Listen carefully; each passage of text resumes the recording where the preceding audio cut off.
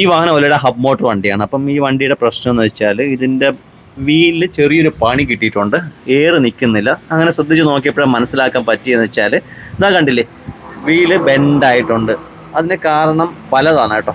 Air സമയത്ത് അടിക്കാതെ ഓടിച്ചു കഴിഞ്ഞാലും കുഴിയിൽ വീഴുമ്പോൾ നമ്മുടെ നാട്ടിലെ അവസ്ഥ ഇപ്പം അങ്ങനെയാണല്ലോ, മഴയാണ്, വെള്ളക്കെട്ടാണ്, അറിയാൻ പറ്റില്ല. സ്വാഭാവികമായിട്ട് കുഴിയിൽ വീഴും, ഇങ്ങനെ ബെൻഡാവും.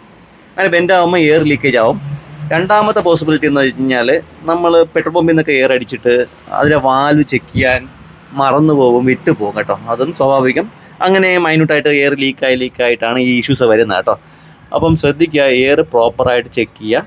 എന്നിട്ട് വൺസ് നമുക്കിങ്ങനെ ബെൻഡായി കഴിഞ്ഞാൽ അടിച്ച് നോക്കാനൊക്കെ പറ്റും, പക്ഷെ അടിക്കുന്നതിനൊരു പരിധിയുണ്ട്. ഇത് മോട്ടറാണ് കേട്ടോ. അപ്പോൾ എത്ര ഭാരമുള്ള നമ്മൾ ചുറ്റി വെച്ച് അടിച്ച് നോക്കാൻ ശ്രമിച്ചാലും അടിയുടെ ഇമ്പാക്റ്റ് നമുക്ക് മോട്ടറിനെ കിട്ടത്തുള്ളൂ കേട്ടോ.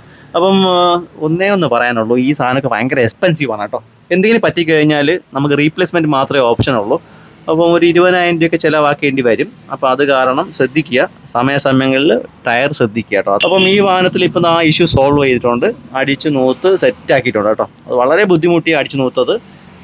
ഇനി ആ എയർ ലീക്കേജ് ഇല്ല, കസ്റ്റമറിന് വണ്ടി ഓട്ടിക്കാം. ഹബ് മോട്ടർ വണ്ടികളിൽ ടയർ മസ്റ്റായി 10,000 കിലോമീറ്റർ ആകുമ്പോൾ ചെക്ക് ചെയ്യുക കേട്ടോ. അതിന് റീസൺ എന്ന് വെച്ചാൽ ഓവർ ഹീറ്റ് ആവും മോട്ടർ. അതേമാതിരി മോട്ടറിൻ്റെ വെയിറ്റ്, നമ്മുടെ ഭാരം, വണ്ടിയുടെ ഭാരം എല്ലാം മാനേജ് ചെയ്യുന്ന ടയറാണ്. അപ്പോൾ ടയറിൻ്റെ ലൈഫ് ശരാശരി ബിലോ 10,000 കിലോമീറ്റർ ഒക്കെ ആകുമ്പോൾ ഏകദേശം ആവും. പിന്നെ ആൾക്കാർ ഉപയോഗിക്കുന്നുണ്ട്, നല്ല ലൈഫായിട്ട് ഉപയോഗിക്കുന്നുണ്ട്. അത് അവരുടെ മിടുക്കാണ്, വണ്ടി ഉപയോഗിക്കുന്ന ആളുടെ മിടുക്കാണ് ടയറിൻ്റെ ലൈഫും. അത്രയേ ഉള്ളൂ.